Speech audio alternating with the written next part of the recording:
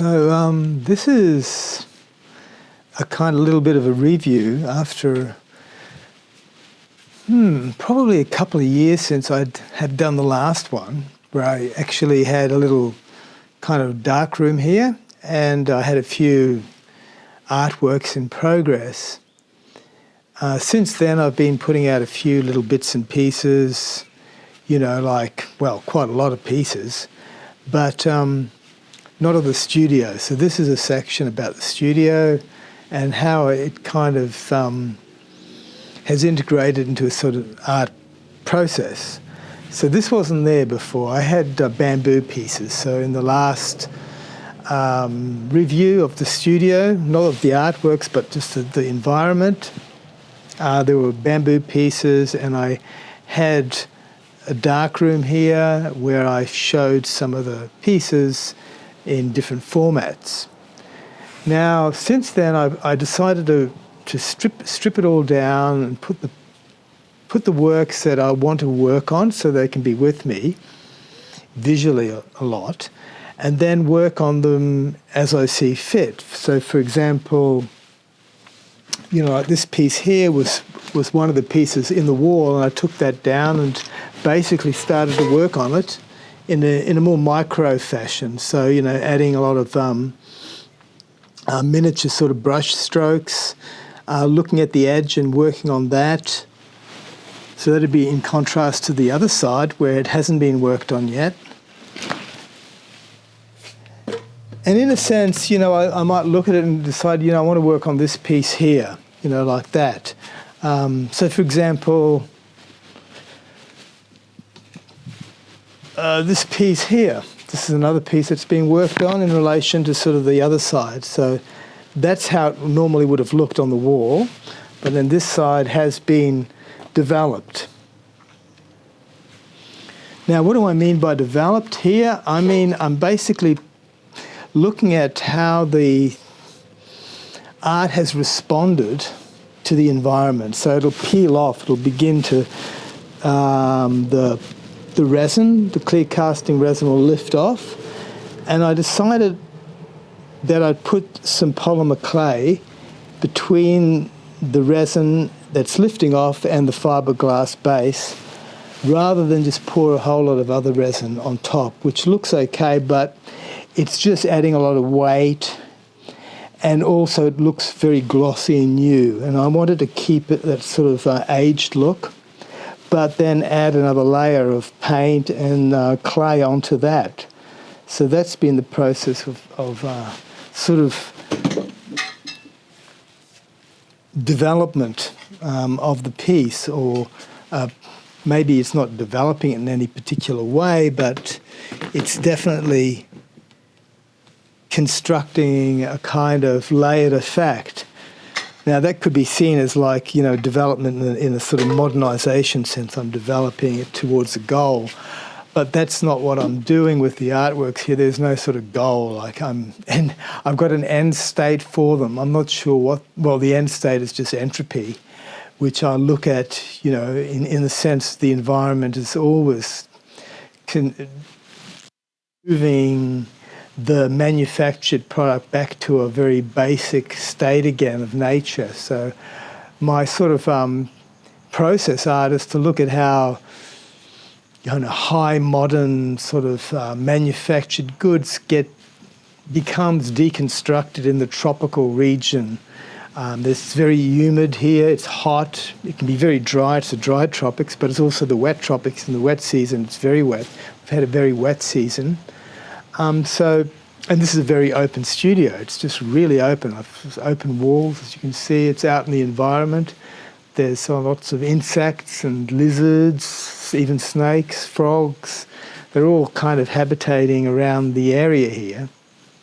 Wasps, so often I'll find a wasp nest here and there that has made its way, into the artwork. Like here, there's a bit of a wasp nest. So that there's plenty of that going on, and sometimes I'll integrate that into the artwork in general. So it's integrated by, putting a bit of resin on top of it and sort of locking the whole nest in.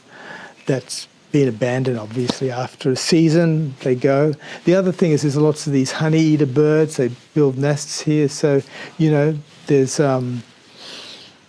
bits of debris that's always being integrated into the artwork from nature, in the sense the organic nature, as well as just the general environment. It's an industrial estate, although there's not much industry. It's a light industrial, but I don't have anyone next door, luckily, making a lot of industrial noise. Occasionally, about a kilometre away, there is a bit of noise of pressure blasting something, but luckily that's not continuous and it's at a bit of a distance. And I can also, if I feel annoyed by it, I'll put some ear in music. You know, it's always a good way to sort of block it out. You have these high fidelity earplugs with music, and you basically can zone out and live in sort of your own world there. So it's in a process where I've been integrating, for example, these bits of artifacts, which is to do with wood, hollow wood, termites. That's the other bit of nature. Termite-eaten wood that's being cut into shapes, and coconuts will be sort of placed in some of the areas here. Like I've got this bit of coconut here that I etch into with a pen that's heated. So it's like a pen, but it's heated, and that etches into the wood and the coconut. After I sometimes use a bit of a saw to sort of cut into it to give it a groove. And it's very absorbing, creating all these shapes. It's a very mixed media thing. I like that about the mixed media, in the sense that it gives a kind of manifestation of your imagined life. So the manifest image of your imagined sort of artistic life can be portrayed through mixed media, and that's the manifest imaginary. Rather than the image, it's like an imaginary, or like we could say a cognitive epiphenomena. So if the cognitive phenomena is to do with interaction within the modern society as a functional person, abiding by morals and filling obligations to the nation state through paying taxes and following road rules and whatever like that, then you have the imaginary, which is more to do with the imagined life, which we have been able to really scaffold deeply through artificial intelligence from 2000. This has been ongoing, and it's just in the recent 5 years it's just gone to another level. But through digital technologies, we've been able to scaffold into our collective memory.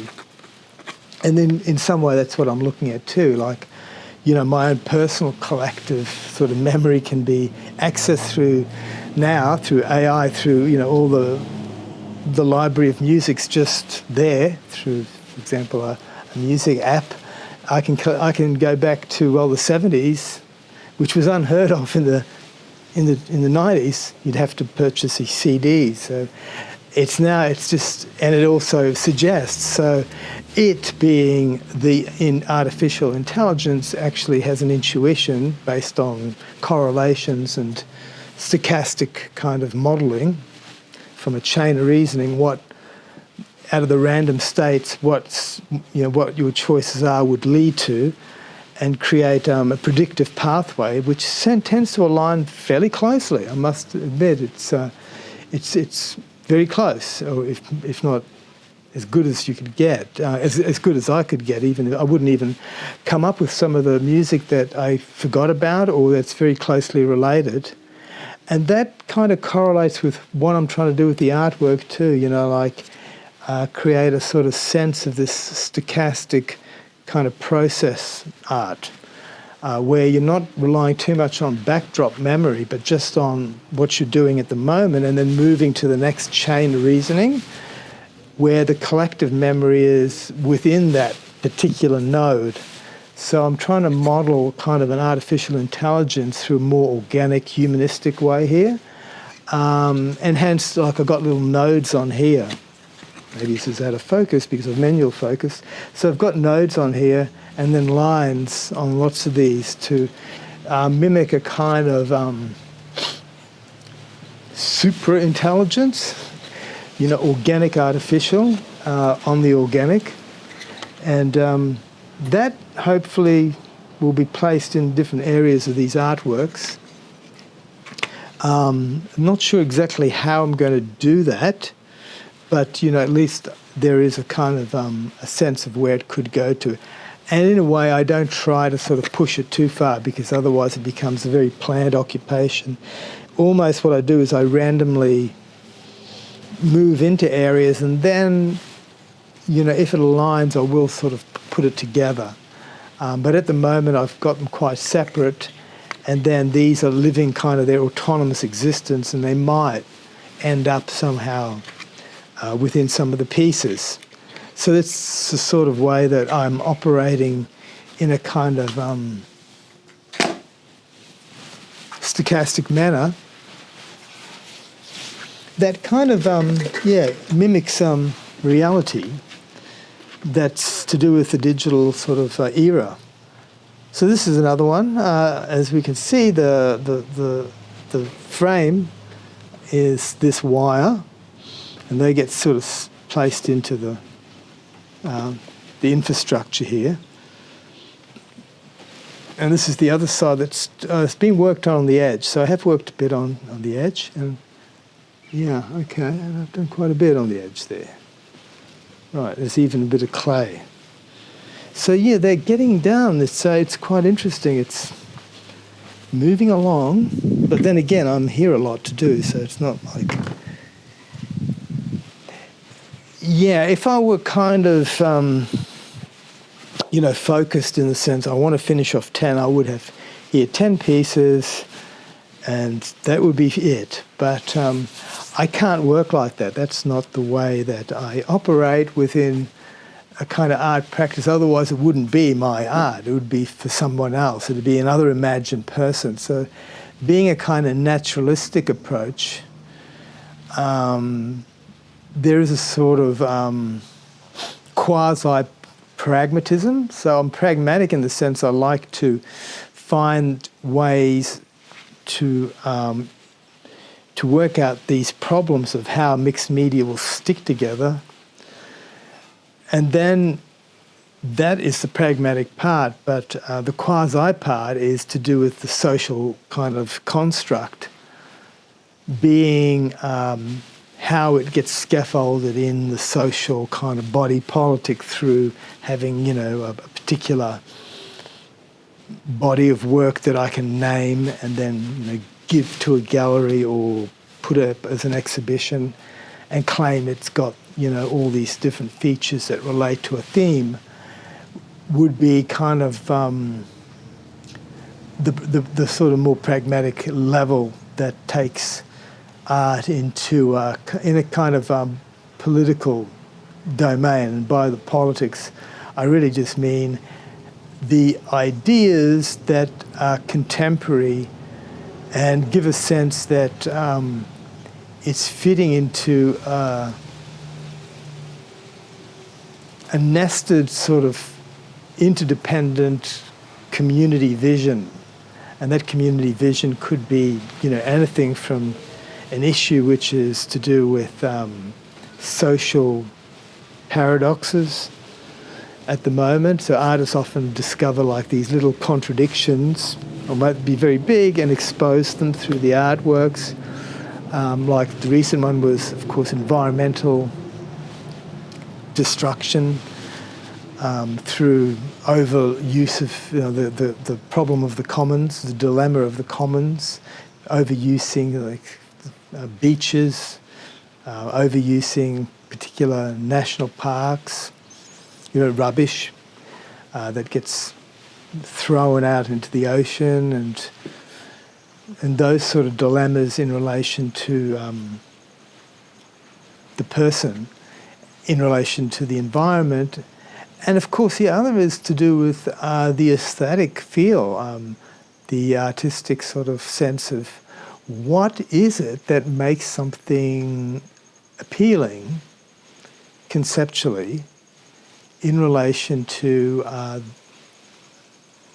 a community of observers. So it's correlating to a little bit of the quantum level realm of observables that have a vector space that if you can see with the projection through mathematical vector, that becomes an observable. So the artwork is almost like it contains a vector space within the social body politic. It has a projection, and if you can show that it's got a real path, then it becomes a thing. Now that's not the case here. I don't have a vector space for it. So it's almost like a uncollapsed wave particle. It hasn't collapsed. It's in the possible realm. And that gives me a sense of the, the excitement. I like that, the possibility. And it's a nice place to be, if you can sustain it. Sometimes you think, I'd like it to collapse, the wave function to collapse and it being a thing. But then once it's a thing, it's just then very ordinary, and leaving it as a non-thing, a possibility in vector space of the aesthetic, the vector aesthetic, is in a sense a euphoric kind of elementalism, which I'm looking at, these elements of nature and being in nature. And this is like being outside the social nature, is to be part of the natural world where, if you look at the animals, they're living in a possible realm. They don't have any, strong connection to showing an artifact. Not that I know of anyway, but, maybe they are there.